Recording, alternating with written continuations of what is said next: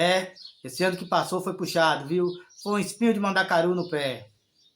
Aí eu tô até pensando em ir pra uma cachoeira, uma praia. Mas eu fico preocupado, né? Porque o pessoal ali fica postando. Um volta pra cachoeira e fala: ai, lavei a alma, tirei todas as energias negativas do corpo. Outro tá na praia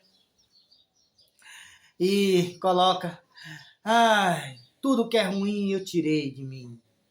Aí eu, aí eu penso: se eu for pra cachoeira, quando eu estiver na água, pegar toda a energia negativa que deixaram lá e vir pra mim.